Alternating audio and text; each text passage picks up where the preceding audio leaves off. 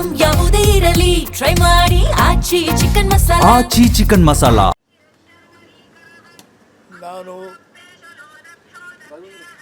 ನಿನ್ನೆ ಶಿವರಾತ್ರಿ ದಿವಸ ನಮ್ಮ ಮಗನ ಮೃತದೇಹ ಬಂದಿದೆ. ಮೊದಲನೇದಾಗಿ ಭಗವಂತ ಅವನಿಗೆ ಪುನರ್ಜನ್ಮವನ್ನು ಕಲ್ಪಿಸಬೇಕು, ಒಂದು ಸೇವೆಯನ್ನು ಮಾಡಲಿ ಅಂತ ಪ್ರಾರ್ಥನೆ ಮಾಡ್ತಾ ಇದ್ದೀನಿ. ನಿನ್ನೆ ನಮ್ಮ ಆರವೈಶ್ಯ ಮಂಡಳಿಯವರು, ಆರಕ್ಷಕ ಠಾಣೆಯವರು, ತಹಸೀಲ್ದಾರ್ ಕಚೇರಿಯಿಂದ ಎಲ್ಲರೂ ಕೂಡ ಅವರ ನಮ್ಮ ಮಗನ ಮೃತದೇಹಕ್ಕೋಸ್ಕರವಾಗಿ ಅಲ್ಲಿ ಕಾದಿದ್ದು, ಅಲ್ಲಿಂದ ಮೃತದೇಹವನ್ನು ತರೋದಕ್ಕೋಸ್ಕರವಾಗಿ ನಮ್ಮ ಕೆನಡಾದಲ್ಲಿ ಇರುವಂತಹ LMT ಮೈಂಟ್ರಿ ಬೆಂಗಳೂರು ಮತ್ತು ಕೆನಡಾದವರು. ಯಾಕೆಂದರೆ ಇಲ್ಲಿನ ಕಂಪ್ನಿ LMT ಮೈಂಟ್ರಿ ಕಂಪ್ನಿಯವರು ನಮ್ಮ ಮನೆಗೆ ಬಂದು, ನಾವು ನಿಮಗೆ ಇದ್ದೀವಿ, ನಮ್ಮ ಮೃತದೇಹವನ್ನು ತಾವು ತರಿಸ್ಕೊಡ್ತೀವಿ, ನಿಮ್ಮ ಸಹಾಯ ವಾಸ್ತವನ ಮಾಡ್ತೀವಿ, ನಿಮ್ಮ ಹುಡುಗನ ಬಗ್ಗೆ ನಾವು ಕೂಡ ನಮಗೆ ಬಹಳ ಆತ್ಮೀಯರು, ಅದಕ್ಕೋಸ್ಕರವಾಗಿ ಧೈರ್ಯವಾಗಿರಿ, ನೀವು ಇದ್ರ ಬಗ್ಗೆ ನೀವು ಯೋಚನೆ ಮಾಡಬೇಡಿ ಅಂತ ಕಂಪ್ನಿಯವರು ಕೂಡ ನಮಗೆ ಇಲ್ಲಿಗೆ ಬಂದು, ಮನೆಗೆ ಬಂದು ನಮಗೆ ಸಾಂತ್ವನವನ್ನು ಹೇಳಿದ್ದಾರೆ. ಹಾಗೂ ಎಲ್ಲ ನಮ್ಮ ಹಿರಿಯ ನಾಗರಿಕರು, ಸಮಸ್ತ ನಾಗರಿಕರು, ನಮ್ಮ ತ್ಯಾಮೂರಿನ ಗ್ರಾಮಸ್ಥರು ಕೂಡ ಎಲ್ಲ ಥರದ ಒಂದು ವ್ಯವಸ್ಥೆಯನ್ನು ಮಾಡಿ ನಮ್ಮ ಮಗನ ಮೃತದೇಹವನ್ನು ತರಿಸಿ ಇಲ್ಲಿ ಕಾರ್ಯವನ್ನು ಮಾಡಿದ್ದಾರೆ. ಒಂದು ಪ್ರಾರ್ಥನೆ ಮಾಡ್ತಾಯಿದ್ದೀನಿ, ಏನಂತಂದರೆ ನಮ್ಮ ಮಗ ನಮ್ಮಿಂದ ಏನೂ ಮಾಡಿಸ್ಕೊಳ್ಳಿಲ್ಲ, ಅವನ ಋಣವನ್ನೇ ನಮಗೆ ಕೊಟ್ಟೋಗ್ಬಿಟ್ಟ. ಅಲ್ಲೂ ಕೂಡ ಸ್ನೇಹಿತರ ಮುಖಾಂತರವಾಗಿ ಎಲ್ಲ ಕೆಲಸವನ್ನು ಮಾಡಿ ಇಲ್ಲಿನ ಒಂದು ಸಂಪರ್ಕದಿಂದ ಇಲ್ಲಿನ ಅವರ ನಮ್ಮ ಆರವೈಶ್ಯ ಮಂಡಳಿಯ ಎಲ್ಲ ನಮ್ಮ ಹುಡುಗರು ಪ್ರಯತ್ನ ಪಟ್ಟು ಎಲ್ಲ ಸಂಪರ್ಕವನ್ನು ಮಾಡಿ ಅಲ್ಲಿ ಮೃತದೇಹವನ್ನು ತೆರೆದಕ್ಕೋಸ್ಕರವಾಗಿ ಹಲವಾರು ಪ್ರಯತ್ನವನ್ನು ಮಾಡಿದರೆ ನಮ್ಮ ಎಲ್ಲರೂ ಕೂಡ ನಾನು ಧನ್ಯವಾದಗಳನ್ನು ಹೇಳ್ತೀನಿ. ಇಷ್ಟೇ ನಮ್ಮ ಮಗನ ಒಂದು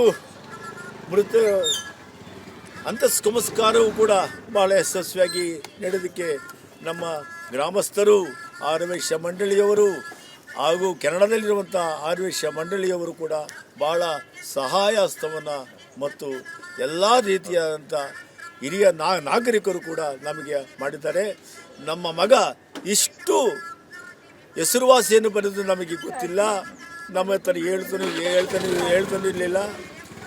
ನಮಗೆ ಬಹಳ ಕೆನಡಕ್ಕೆ ಬಂದ್ಬಿಡಿ ಅಂತ ಹೇಳ್ತಾ ಇದ್ದ, ನಾವು ನೆಗ್ಲೆಕ್ಟ್ ಮಾಡ್ದೋ. ಇವತ್ತಿನ ದಿವಸ ನಾವು ಅದನ್ನ ನೋವನ್ನು ನಾವು ಅನುಭವಿಸ್ತಾ ಇದ್ದೀವಿ. ಇದನ್ನು ಯಾರಿಗೂ ಬೇಕಾಗಿಲ್ಲ, ಇಂಥ ಕಷ್ಟ ಬೇಕಾಗಿಲ್ಲ ಸ್ವಾಮಿ. ಸರ್, ಕಳೆದ 9 ದಿನಗಳಿಂದ ನಾವು ನೋಡ್ತಾ ಇದ್ದೀವಿ, ಕಣ್ಣೀರಲ್ಲೇ ಕೈ ತೊಳೆಯುವಂಥ ಪರಿಸ್ಥಿತಿ ಇತ್ತು. ನಿಮ್ಮ ಪ್ರಾರಂಭದಲ್ಲೂ ಕೂಡ ಮಗ ಬರ್ತಾನಿಲ್ವ ಅನುಮಾನ ಕೂಡ ಇತ್ತು. ಇವತ್ತು ನಿಮ್ಮ ಮಗ ಬಂದಿದ್ದಾರೆ. ಎಲ್ಲೋ ಒಂದು ಕಡೆ ಮನಸ್ಸಿಗೆ ನೆಮ್ಮದಿದ್ರು ಕೂಡ ಮಗ ಇಲ್ಲ ಅನ್ನೋ ದುಃಖ ಭಾಳ ಇದೆ ಅಲ್ವಾ ಸರ್? ಇಲ್ಲ ಅಂತಲ್ಲ ಸರ್, ನಮ್ಮ ಜೀವ ಇರೋವರೆಗೂ ಕೂಡ ಅದು ತಪ್ಪಿದ್ದಲ್ಲ.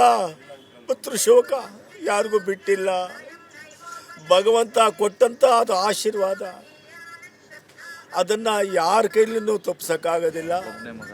ಆದರೆ ಭೂಮಿಗೆ ಬಂದು ಕಷ್ಟವನ್ನೂ ಅನುಭವಿಸ್ಬೇಕು, ಸುಖವನ್ನೂ ಅನುಭವಿಸ್ಬೇಕು, ಪರೋಪಕಾರವನ್ನೂ ಮಾಡಬೇಕು.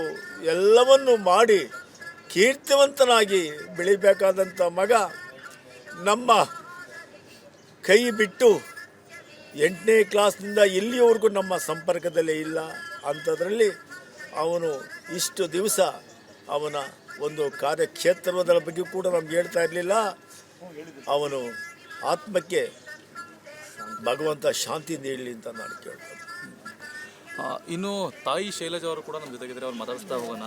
ಅಮ್ಮ, ಯಾಕಂದರೆ ನೀವು ಭಾಳ ಬಾಲ್ಯದಿಂದ ನೋಡಿದಿರಿ, ಭಾಳಷ್ಟು ಆಸೆ ಕಂಡಿದ್ದೀರಿ ಮಗನ ಮೇಲೆ, ಏನು ಹೇಳ್ತೀರಿ ಅಮ್ಮ ಇದ್ರ ಬಗ್ಗೆ? ಅವ್ನು ಮಾಡಿರೋ ಕೆಲಸಗಳು ತುಂಬ ಸಂತೋಷ ಕೊಡುತ್ತೆ. ಅವ್ನು ಮಾಡಿರೋ ಕೆಲಸದಿಂದನೇ ನಾವು ತುಂಬ ನೆಮ್ಮದಿಯಿಂದ ಇದ್ವಿ. ಇವತ್ತು ದೇವ್ರು ಕರ್ಕೊಂಡು ಹೋಗಿದ್ದಾನೆ ಅಂದರೆ ಭಾಳ ದುಃಖ ಆಗುತ್ತೆ ಸರ್. ಸುಖ ಪಡೋ ಕಾಲದಲ್ಲಿ ನನ್ನ ಮಗ ಹೊರಟೋದ್ನೆ ಅಂತಂದ್ಬಿಟ್ಟು ಮನಸ್ಸಿಗೆ ತುಂಬ ನೋವಾಗುತ್ತೆ ಸರ್. ಪ್ರತಿಯೊಂದರಲ್ಲೂ ಚಿಕ್ಕ ವಯಸ್ಸಿಂದನೂ ಇಂಥದ್ದು ಮಾಡಿಲ್ಲ, ಎಲ್ಲ ಪ್ರತಿಯೊಂದು ಒಳ್ಳೆ ಕೆಲಸನೇ ಮಾಡಿದ್ದ. LKGಯಿಂದನೂ ಎಷ್ಟು ಬಹುಮಾನಗಳು ಪ್ರತಿಯೊಂದು ಎಲ್ಲರ ಹತ್ರ ಹೊಗಳಿಸ್ಕೊಂಡಿದ್ದಾನೆ. ಎಲ್ಲ ಒಳ್ಳೆ ಕೆಲಸನೇ ಮಾಡಿದ್ದಾನೆ ಸರ್. ಇಷ್ಟು ದಿನದವರೆಗೂ ಒಬ್ಬರು ಅವನ ಹತ್ರ ಬೆರಳು ತೋರಿಸಿಲ್ಲ ಸರ್. ಅಷ್ಟು ಒಳ್ಳೆ ಕೆಲಸ ಮಾಡಿದ್ದಾನೆ. ಎಲ್ಲರ ಹತ್ರನೂ ಒಳ್ಳೆ ಹೆಸರು ತಗೊಂಡಿದ್ದಾನೆ ಸರ್. ಆ ವಿಷಯದಲ್ಲಿ ನಾನು ತುಂಬ ಸಂತೋಷ ಪಡ್ತೀನಿ. ಆದರೆ ನಮ್ಮ ಮಗ ಬದುಕಬೇಕಾಗಿತ್ತು, ಅದೊಂದೇ ತುಂಬ ನೋವು ಸರ್, ಅಷ್ಟೇ. ಅಮ್ಮ ಕೆನಡಾದಲ್ಲಿ ಸಾಕಷ್ಟು ಹೆಸರು ಮಾಡಿದ್ರು, ಮತ್ತಷ್ಟು ಹೆಸರು ಮಾಡಬೇಕು ಅಂತ ಕೂಡ ಹೇಳ್ತಿದ್ರು ನಿಮಗೆ. ಮತ್ತೆ ಈ ಹಿಂದೆನೂ ಕೂಡ ಹೇಳಿದ್ರಿ, ಎಲ್ಲೋ ಒಂದು ಕಡೆ ಹೇಳಿದ್ನ ಮಾಡಿರೋ ಕೆಲಸ ಎಲ್ಲೂ ಹೇಳ್ಕೊಂಬಿಡಕಣಮ್ಮ ಅಂತಲೂ ಕೂಡ ಹೇಳ್ತಾ ಇದ್ರು. ಇದ್ರ ಬಗ್ಗೆ ಏನು ಹೇಳ್ತೀರಮ್ಮ? ಒಂದು ದಿವಸ ಸಂತೋಷ ಆಗಿ ನಾನು ಯಾರ ಹತ್ರ ಹೇಳ್ತಿದ್ರೆ, ಅಮ್ಮ ಇವೆಲ್ಲ ಹೇಳ್ಬೇಡಮ್ಮ ನೀನು ಅಂತ. ಅವನು ಮಾಡಿದ್ದು ಯಾರಿಗೂ ಹೇಳ್ಬಾರ್ದು, ಆ ಥರ ಇದ್ದ. ಅದೇನೋ ಅಂತಾರಲ್ಲ ಸರ್, ಬಲಗೈಯಲ್ಲಿ ದಾನ ಮಾಡಿದ್ದು ಎಡಗೈ ಗೊತ್ತಾಗಬಾರ್ದು ಅಂತ.